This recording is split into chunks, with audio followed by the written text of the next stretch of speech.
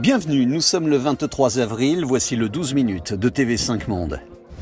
Plus d'1 milliard de personnes dans le monde, comme ces universitaires ici à Bagdad, sont dans l'attente de l'apparition du croissant de la nouvelle lune. Son arrivée marquera le début du Ramadan. Il devrait débuter demain.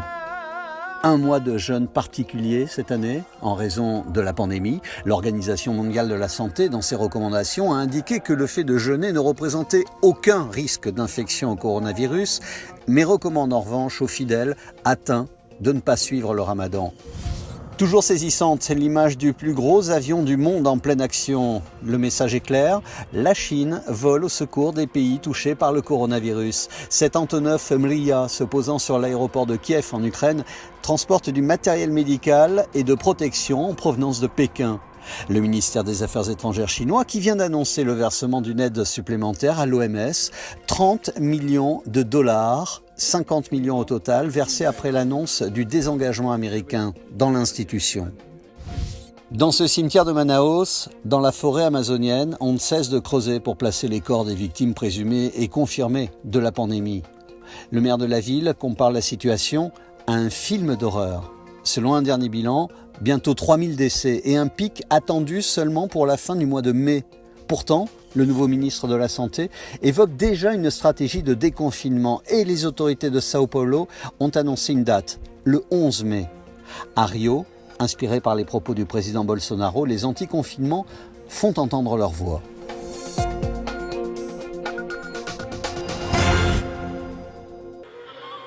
Il réclame la réouverture des commerces, fermés à la demande du gouverneur. Ces files de voitures qui envahissent les rues sont devenues régulières dans la banlieue de Rio de Janeiro. Tous dénoncent la quarantaine. Rogério est patron d'une entreprise d'événementiel. Nous avons organisé un cortège de voitures avec les commerçants du quartier pour voir si on arrive à changer cette situation, car ils ont tout fermé. Donc on est tous sans travail depuis plus d'1 mois. Les gens n'ont pas peur de la pandémie, les gens ont peur de mourir de faim. Rogério et ses amis dirigent de petites entreprises. À cause du confinement, ils craignent la faillite. J'ai 44 salariés qui n'ont pas touché de salaire en mars et la banque ne me donne pas de crédit. Et moi, je risque de rester sans travailler pendant des mois. Ils bravent la quarantaine car ils ont reçu le soutien de leur président. Jair Bolsonaro ne cesse de répéter qu'il faut redémarrer l'économie. Il n'hésite pas à prendre des bains de foule. Maintenant, c'est Brésil au-dessus de tout et Dieu au-dessus de tous. Jair Bolsonaro est appuyé par les petits entrepreneurs brésiliens. Rogério, le patron de l'entreprise d'événementiel, voit les charges s'accumuler. Voilà ma salle des fêtes. On en profite pour faire des travaux. Ça fait 40 jours qu'on est fermé à cause de la pandémie. À la fin du mois, il devra payer 4 000 € de loyer et le salaire d'une douzaine d'employés. Il faut qu'il rouvre les commerces, lentement mais sûrement, avec des mesures de sécurité, que les gens se protègent avec l'alcool. Mais je sais que je vais être le dernier à rouvrir, car j'organise des fêtes de plus de 200 personnes. Il compte sur Jair Bolsonaro pour mettre fin aux mesures de quarantaine. Il ne serait pas fou au point de mettre la vie de 200 millions de personnes en danger s'il n'était pas sûr de ce qu'il est en train de faire. Donc nous, on croit en lui. Le Brésil va gagner, et Bolsonaro aussi, si Dieu le veut. C'est le guerrier qu'on attendait tous.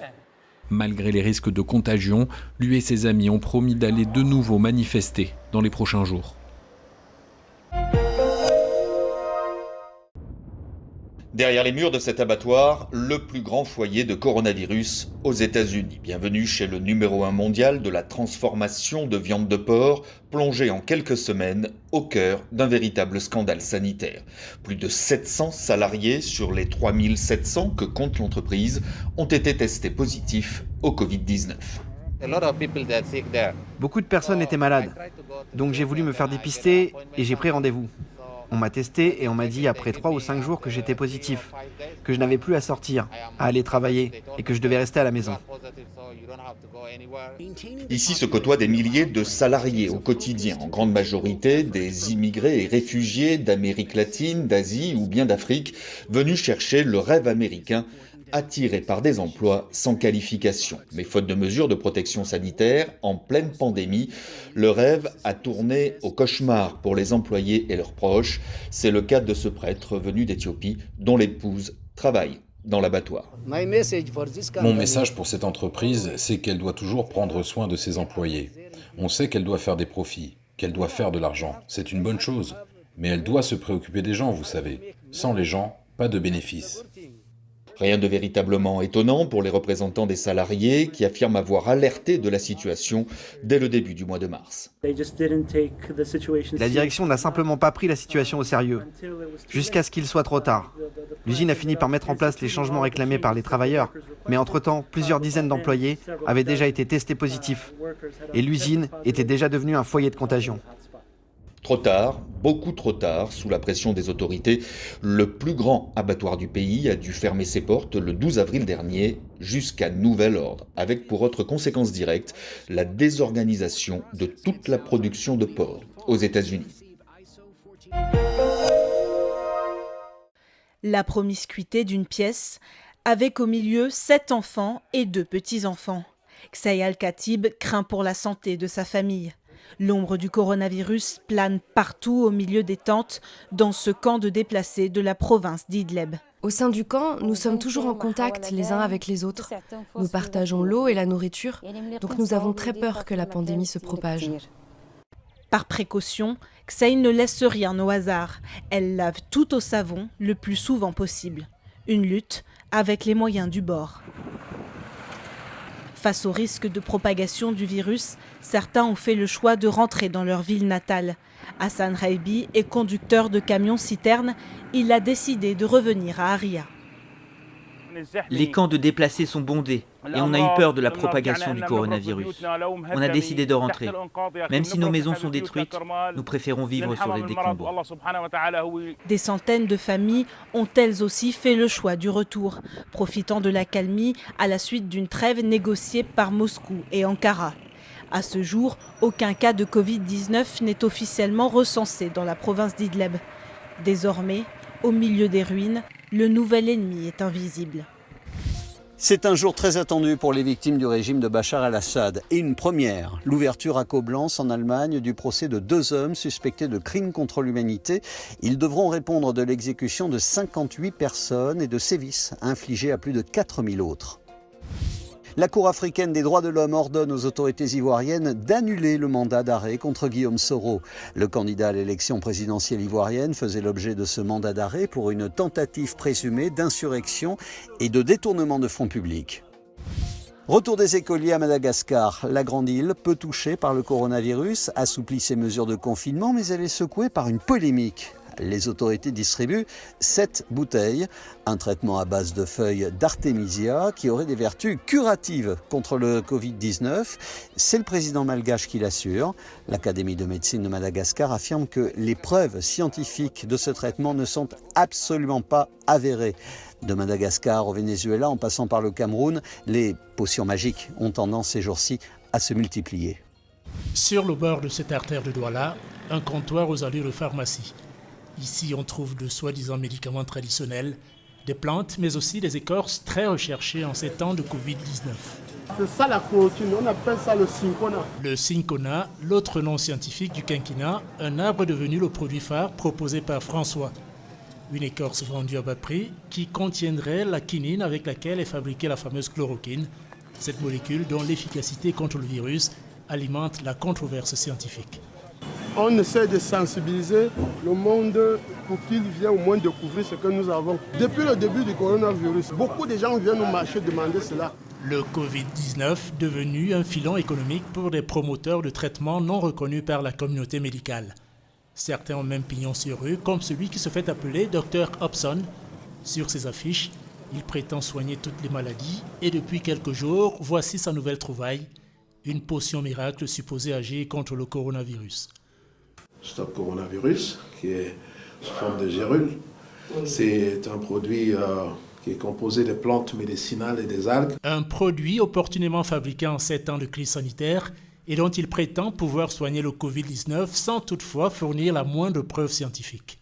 Le produit n'est pas encore homologué, il est actuellement en cours d'essai au ministère de la Recherche scientifique. À l'IMPM en particulier, c'est l'Institut de recherche médicale et de plantes médicinales. En attendant, ces produits constituent un trop grand risque médical Pour les épidémiologistes comme le docteur Roger Etoile, d'où sa mise en garde contre ces soi-disant remèdes miracles contre le Covid-19. Il faut faire plus attention à d'autres potions, des décoctions, des écorces et un certain nombre d'autres traitements dont on ne maîtrise pas toujours la composition. Des réserves médicales contre de faux espoirs de guérison suscités par ces produits dits naturels dans un pays où le nombre de décès liés au Covid-19 a doublé ces derniers jours. Salut TV5, c'est Camélia Jordana et Mohamed Menjra. On était en résidence il y a très peu de temps à Bayonne pour un spectacle qui s'appelle Andando, mis en scène par Daniel Sanpedro et dont la musique et les compositions sont du formidable Pascal Sangla. Et étant donné qu'on s'est retrouvés en confinement ensemble, on en a profité pour vous faire un enregistrement d'un de ses extraits. Ce morceau s'appelle Verde, c'est un texte très connu de Lorca. On vous embrasse très fort et on vous souhaite plein d'amour, plein de joie, un bon confinement et vu qu'on nous a demandé un ou deux conseils, si vous êtes avec votre amoureuse, votre amoureux ou vos amants et amantes, faites l'amour, c'est vachement bien. Et si pas, faites de la musique, c'est vachement bien aussi. On vous embrasse très fort. Salut. Verde, que te quiero verde,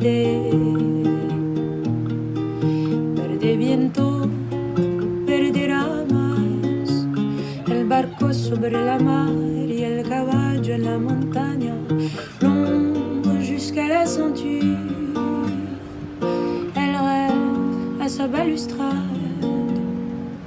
vert visage, cheveux verts, prunelle de froid métal. C'est toi que j'aime vers. Et sous la lune brutale, les choses la regardent, elle